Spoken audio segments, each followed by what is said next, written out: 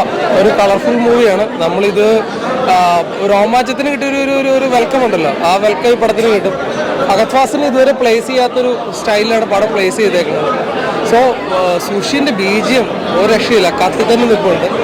ഒരു ഫഹദ് ഫാസിലിനെ ഇഷ്ടപ്പെടുന്നതിന് മസ്റ്റായിട്ട് കാണേണ്ട പടം തന്നെ. കൊള്ളാം. പിന്നെ അടിപൊളി വിഷു കൊണ്ടുപോയോ?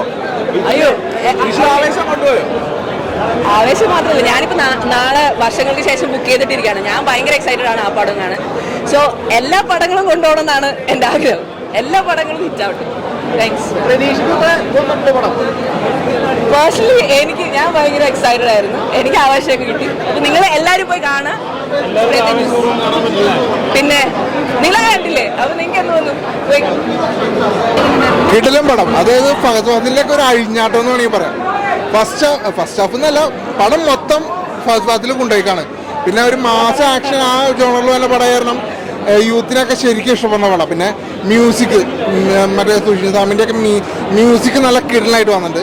അതേപോലെ തന്നെ ക്ലൈമാക്സ് ആയപ്പോൾ ഫഹദ് ഫാസിലിൻ്റെ അഴിഞ്ഞാട്ടം എന്ന് പറഞ്ഞൊരു ഫൈറ്റും കാര്യങ്ങളുണ്ട്. അതൊക്കെ തിയേറ്ററിൽ ഇരുന്ന് കാണുമ്പോൾ നമുക്ക് കോരിത്തെരിപ്പാണ്. എന്തുകൊണ്ടും മസ്റ്റ് തിയേറ്റർ വാച്ചബിൾ. എന്തായാലും ഈ വിഷു ആവേശം കൊണ്ട് ആവേശത്തോടെ നമുക്കിരുന്ന് തിയേറ്ററിൽ നിന്ന് ഇറങ്ങാം. മാതിരി പോലെ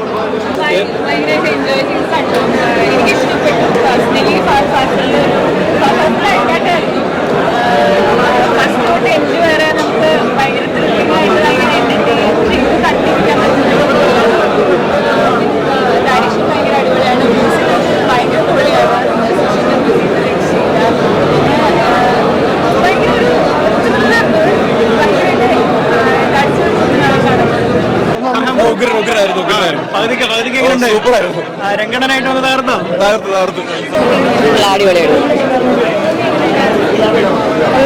സൂപ്പർ പടം, വെറൈറ്റി ഉണ്ട്. നല്ല പടം, നല്ല അടിപൊളി പടം.